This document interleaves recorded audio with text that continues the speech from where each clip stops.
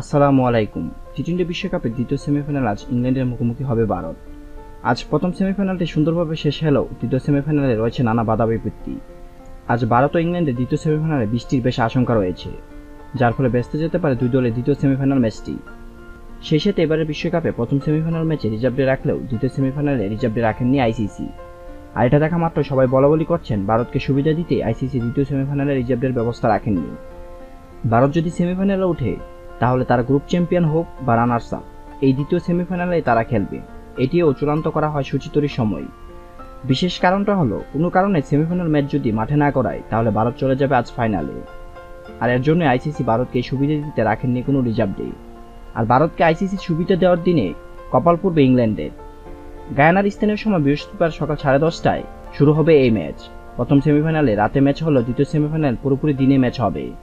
এই ম্যাচে reserve day না রাখার আনুষ্ঠানিক কারণ আইসিসি ব্যাখ্যা করেননি, তবে কারণটি বুঝতে সমস্যা হওয়ার কথা নয় কারোই। দ্বিতীয় সেমিফাইনাল ও ফাইনালের মাঝে বিরতি কেবল একদিনের। ম্যাচ রিজার্ভ ডেতে গড়ালে জয়ী দলকে খেলতে হবে টানা 2 দিন। সেই পথে কোনো দলকে ঠেলে দেয়নি আইসিসি। তাই একদিনে ম্যাচের ফল বের করার সর্বোচ্চ চেষ্টা করা হবে।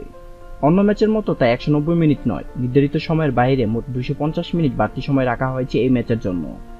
বাড়তি সময়েও ম্যাচ শেষ না করা গেলে সুপার 8 পর্বে এগিয়ে থাকা ভারত চলে যাবে ফাইনালে। টি-20 ম্যাচে জয় পরাজয় নির্ধারণ করার জন্য অন্তত 5 ওভার খেলা হতেই হয়, তবে বিশ্ব আসরে সেমিফাইনাল ও ফাইনালের জন্য নিয়মটি ভিন্ন। এসব ম্যাচ খেলতে হতে হবে কমপক্ষে 10 ওভার করে, তাতেও শেষ না হলে রিজার্ভ ডেতে গিয়ে খেলা করাবে।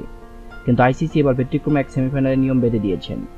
সেমিফাইনালের খেলা না হলে নির্দ্বিধায় ভারত চলে যাবে ফাইনালে, আর ইংল্যান্ডের কপাল আগেই পুড়ে যাবে। যেখানে ভারতকে বাড়তি সুবিধা দিয়ে আজ টেনশন মুক্ত করে দিয়েছেন আইসিসি, সেখানে অন্যদিকে সেমিফাইনালে ওঠার পর থেকে ঘুম হারাম হয়ে গিয়েছে ইংল্যান্ডের।